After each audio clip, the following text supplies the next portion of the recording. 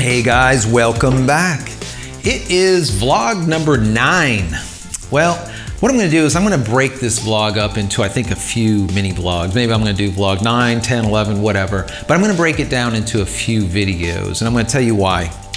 Over the past 5+ years that I've been doing YouTube and vlogging and putting together the radio show and all kinds of other stuff, I get a lot of questions on, what type of equipment do you use? What do you do in pre-production? What do you do in post-production? What kind of lighting setup do you use? What kind of microphone do you use? What, why? This type of thing.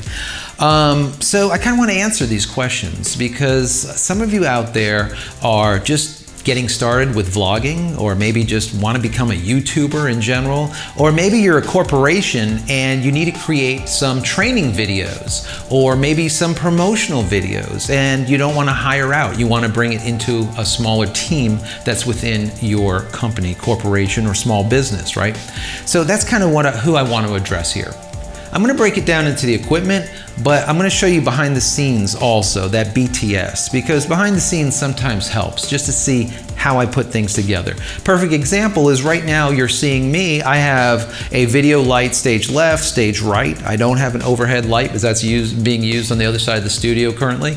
But normally I'd have a hair light, I have a left, a right, whatever it is. And then what I'll do is before we start speaking here on camera, I'll go ahead and set up my color calibration, right? So for example, this is a PRT, which is a photo reference tool. It has a gray card on it, and on the back it also has a reference card.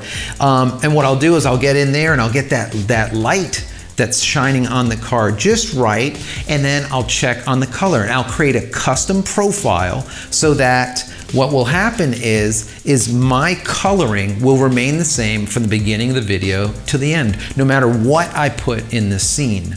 In comparison to just shooting the camera set up to AWB, which is auto white balance, what will happen is as you change color in the frame, you'll get different lighting, right? The camera will constantly try to shift. And what will happen then is if you want to do color grading in post-production, it's very difficult because the light is meandering all over the place. It's very hard to color grade. Whereas with this lighting that you see right now, if later on I want to make it a little bit more blue or a little more green or warm it up with some magenta or yellow, I can do that right across the entire video without any fuss or muss. That's the whole idea, is we want to be able to do these quick and put out a good quality product, but as fast as possible. So that's the kind of things that we're gonna show you coming up. Now, what I did is, instead of just showing the equipment that I'm currently using, I brought in some other products. I brought in a Sony Alpha A6300, which is an amazing camera, and I also brought in the Canon 80D. I didn't have one of those, so I wanted to bring one in. It was a new one. It's the predecessor to the 70D, which a lot of the vloggers use. Now, like I said, if you're going to be recording just at your desk, maybe you want to invest in a DSLR, something that's really high end. If you want to go walk around and you want to hold the camera out like this and just have like a nice articulating back screen so you can see yourself, maybe that is a Canon, let's say a G7X or maybe one of the Sony R100 type of units. But I'm going to show you a little bit of everything. I'll probably show you an S120, maybe the 80D, as well as the new Alpha 6300, and maybe some other things. But I'm going to give you kind of a behind the scenes, that BTS of what I'm using, how I'm using it, and why I'm using it. So let's get into the packages that just came. I'm kind of excited. I wanted to see what they sent to me. So let's go check it out. All right, guys, here we go. Box number 1, and let's see, box number 2. Let's see what we got in here. Now, these packages came in from a really great rental house. It's called ATS Rentals. And these guys, I love these guys. I've rented over the past probably 15, 20 years from a lot of different rental places. These people, they just get it right. And well, there you go. Look at this. So before I even get into the box, check this out. This is one of the things that I absolutely love about these guys. Sometimes you get a box full of stuff and you know, they'll give you a little call tag that, you know, you can go and slap on the outside, and that's the end of it.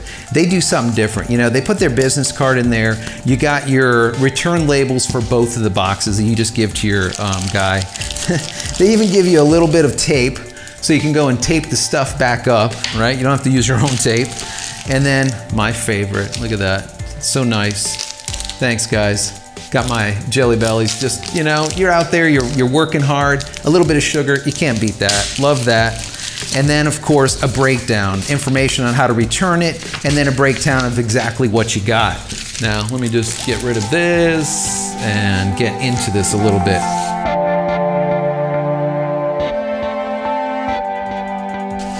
And this is the 80D. Check that out. Love it.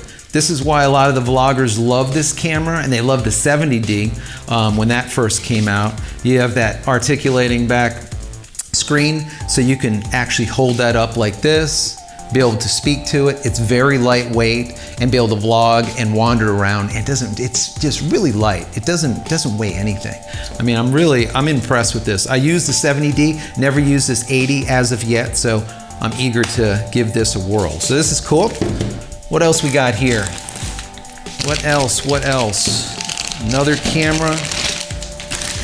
Let's see, there's the Alpha, nice. Here's the 6300, really good.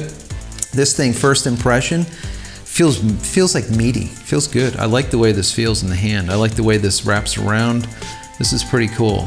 And once again, the screen pops up in the back. Now, the only problem that I've said, and I've talked about this in the past when this camera first came out, is the way this is set up, you can shoot at waist, you know, like down here by your waist by moving the screen up this way, but you can't flip it all the way over, and you can't flip it all the way in front of you. So this is a little bit harder for if you're like the vlogger and you want to do like this, but what happens most of the time is once you get used to your camera and you set it at a specific, let's say a focal range. Let's say you're sitting at, I don't know, 50 millimeter, or let's say you're really wide at 18 millimeter. You know if you hold this out at 18 millimeter, how much of you is gonna be in frame. So you really don't need to see yourself all the time.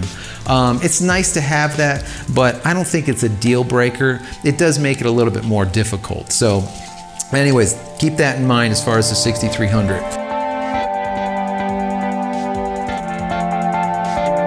So anyways, guys, this is what we're going to be taking a look at. We're going to take a look at the Canon, the 80D, and we're also going to take a look at this, the 6300. We're going to marry this to this, we're going to marry this to this, this to that, this to that, and there you go. We're also going to look at that S120. I love that camera. It's really, really cool as far as doing vlogging and stuff like that. There's a lot of other cameras that I have that I can show you, but I want to kind of concentrate on these because these are the ones that you guys have been asking me about as of late. You know, how is that Canon? How is the 80D? How does that work? Can I use that in studio? Is it good enough? Because it's relatively cheap.